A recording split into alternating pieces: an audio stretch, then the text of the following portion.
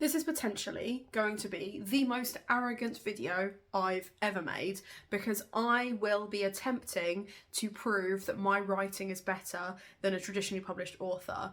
However, I'm not just doing it for the sheer sake of arrogance. I am doing this because I think it involves a really important conversation that I'm not sure all of BookTube is currently having, and I'd like to have it. Let's open up the floor to fatphobia, fat rep, and body positivity. Now, if you didn't see, earlier this year I produced a book called The Bridesmaids Survival Guide, which is a slow burn YA romance, which is going to be the first in a series of 5, which looks at a bunch of girls all kind of falling in love with a variety of different people, etc. And this is like the first of the series. And the synopsis goes a little something like this. Bear with, there will be a lot of reading in this video. I think it's necessary. 2 weeks before Aunt Em's wedding day, Reverie gets dumped. Not ideal, especially now she has to smile in front of couples who are still pretending to love each other. She didn't even ask to be a bridesmaid, and she wouldn't have asked if she had known how much work it would be. For the last minute changes, a choreographed first dance, and AWOL suppliers, it's a lot. What happened to just rocking up in a cute dress, saying a short poem, and what's the point of going to a hen do where you're not even old enough to drink? When she crosses paths with Ryan, a tall boy who always manages to be there for her most embarrassing moments, Reverie must arm herself with all the wisdom the survival guide can offer. From the author of that's me. The Bridesmaids Survivor Guide is a playful YA rom-com, relatable and vibrant. And those last are not my words, they're other people's words. People think my writing is vibrant. So, if it's not clear to you, she is thrown pretty much headfirst into what is meant to be a celebration of love, whilst she is feeling the exact opposite. Now, the front cover may give you a hint as to the general physique of Reverie. Reverie is a plus size character, and it was really important to me to have a plus size character because I don't remember as a YA reader ever coming across plus size protagonists, certainly not in YA romance, and the few that I have read since are not body positive. They are fatphobic and maybe at a push fat representative. The book I'm going to be comparing my book to is not going to surprise you if you've watched my recent wrap up, Say No to the Dress by Karen David. Now, this is a traditionally published book. This is published by Barrington Stoke, which are a publisher based in Scotland endorsing inclusive books, basically. Books that have fat rep in them, books that have body positivity, dyslexia rep, LGBT, etc. So I had really high hopes going into this one, knowing that they have a back catalogue of a bunch of other books that are dealing with really important topics.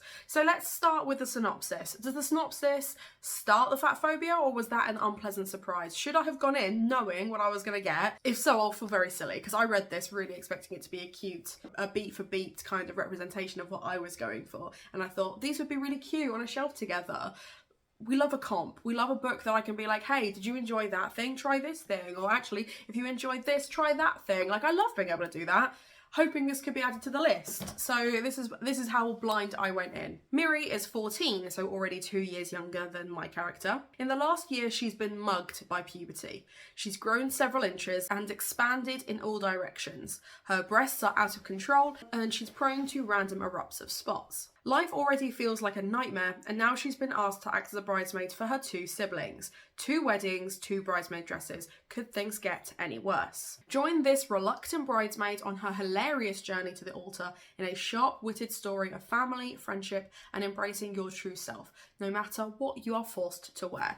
It's really never discussed in any book, certainly in contemporaries, that we must go through a type of body dysmorphia as teenagers, regardless of where our bodies start and finish, because our bodies are changing so dramatically, and we're just supposed to just accept that this thing that we've had, this vessel that we've been using, is just changing. And it's something that has definitely come up with for me as an adult, as someone who is now 30, who has not got to deal with puberty anymore, as someone who is of a ripe age to be a mother. Do I have to prepare for that? Like, things like that. Our body's changing all the time. It's something we have to emotionally deal with. But it is something that is so rarely talked about that I would love to see it in more books. And if you've got any books that do look at that as a key theme, I would love to know, because I don't read many contemporaries, because those who do have fat characters in it tend to be abysmal. They tend to be really sad. And maybe that's because mainstream media wants us to believe there are no positives to being fat.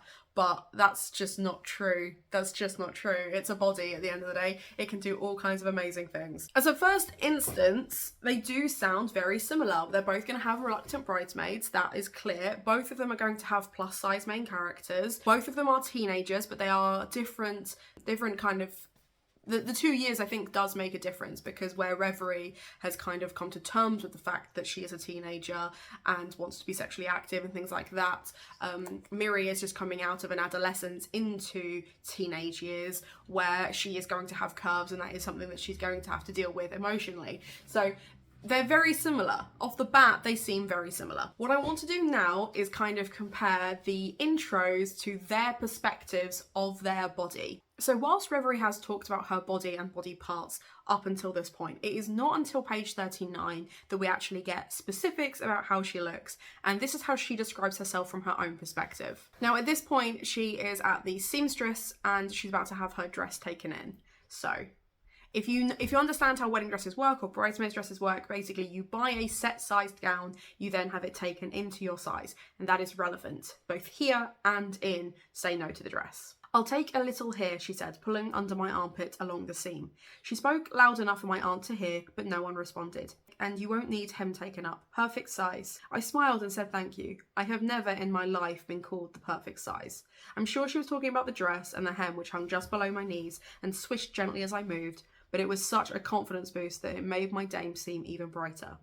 "I'm a curvy size 14, in case you were wondering. I carry more around my boobs and belly than my bum and thighs, which annoys me because big butts have been in for a while. Mine is more plum than peach in shape, if that makes any sense. But hey, if the seamstress says I'm perfect, I'm not going to argue."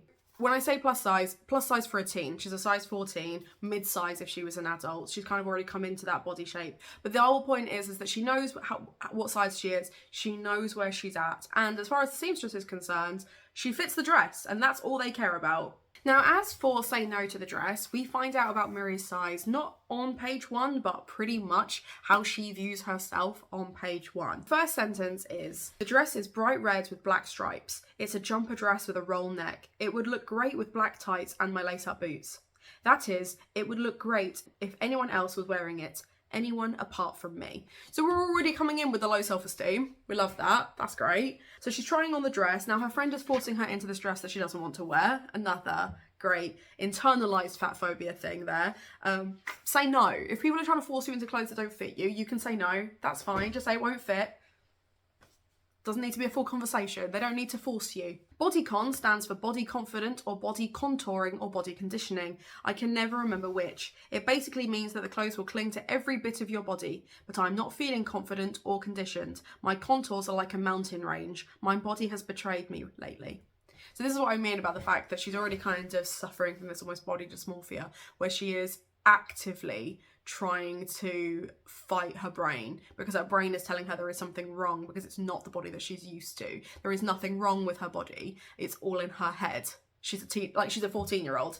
14-year-olds develop boobs, they go through puberty, it happens. 1 year ago, I was and this is the bit that bothers me, right? This is the bit that bothers me, and I will go back to Bridesmaids Survivor Guide in a second, but this was my own personal issue because she starts talking about sport on page 2 and how she had to quit sport because of her body. And as someone who played rugby for a good 10 years and never really had to worry what size or shape I was the entire time, because there are bodies of all shapes and sizes playing rugby, this irked me. 1 year ago, I was a small and skinny, flat-chested 13-year-old. No one even looked at me. I was fast on my feet, good at netball and gymnastics. I liked my body.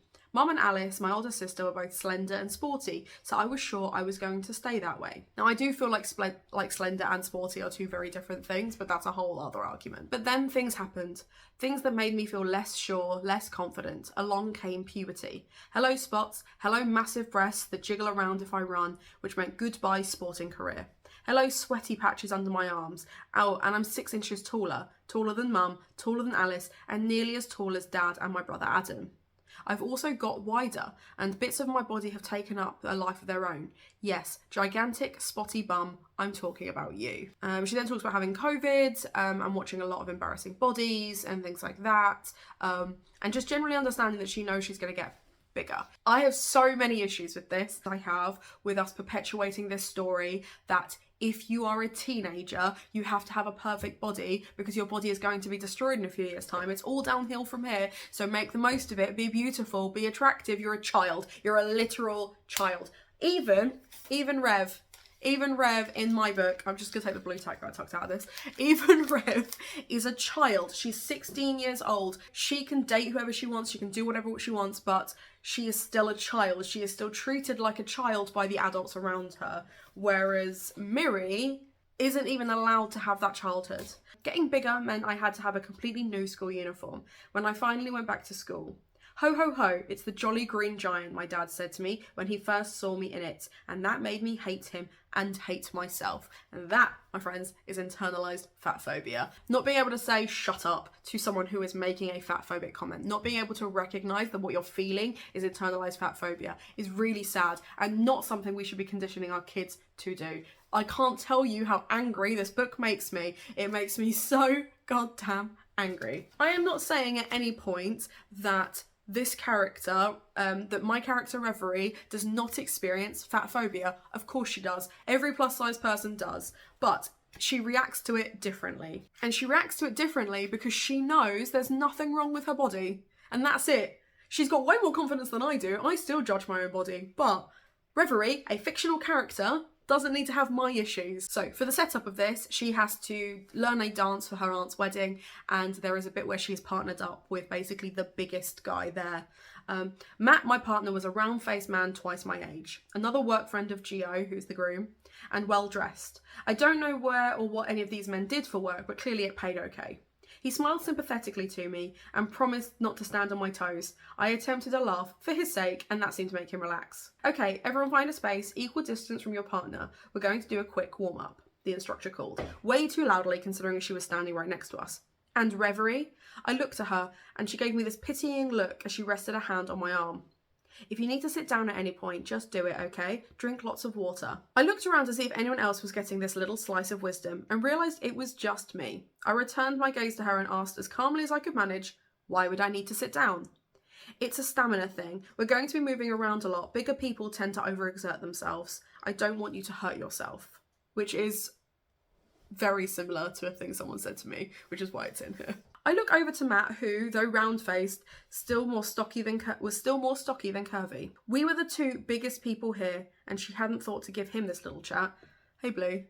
What you doing?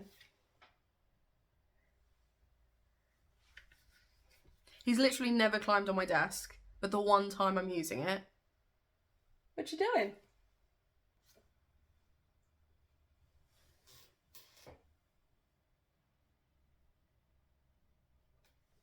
Don't start purring at me like you want attention. I'm doing something. I'm busy. We were the two biggest people here, and she hadn't thought to give him this little chat, which meant she thought I was the biggest.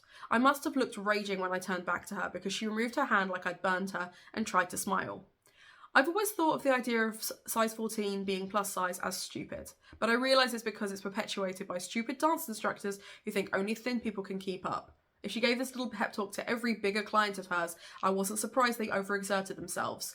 I suddenly had this deep need to prove her wrong. She knows what they're doing, she knows how it's being perpetuated, she knows what's going on, and she's not going to let this one stupid dance instructor ruin her day. Now, there is another bit later on which is far more aggressively fatphobic in my book. At one point, her ex-boyfriend's best friend starts giving her shit because she started hanging out with other people. You know, like you do when you break up with someone, you spend time with other people, and he gets very upset about it.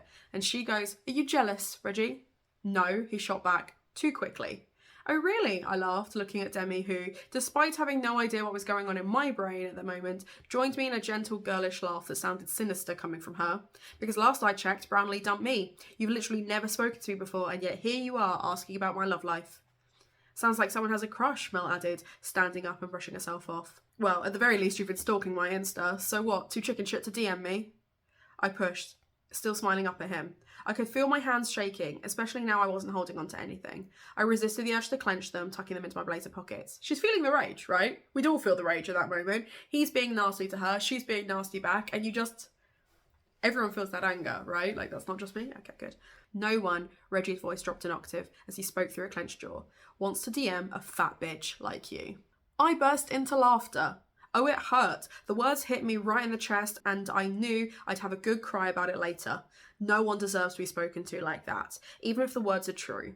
But bullies hate laughter, especially when it's aimed at them, and Reggie was a bully, plain and simple.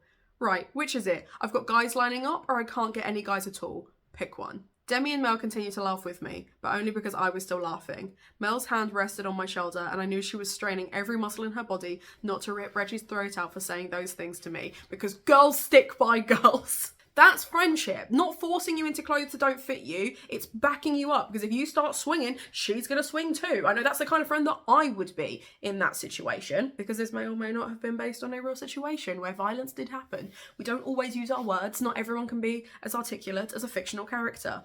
Anyway, she gets the guy in this one, so that's something to look forward to. Now, this book is barely 140 pages long, okay? In the same that mine is barely 190. So it pissed me off. On page 125, we have one of the final resolution moments as the characters are gathering for the wedding. And here's what happens to Miri. The theme, okay, so she's walking down to the Titanic theme song, all right? The theme song from Titanic starts playing and we're about to walk down the aisle towards Adam when I realise my sandal strap has come undone. I bend down to buckle it and there's an awful ripping noise. Oh my God, says Tiffany. I straighten up and try to twist round to see the damage. I can see your knickers, Tiff hisses. Oh no. And then she walks down the aisle with her arse out. She walks down the aisle with her arse out, because that's not mortifying for a teenager.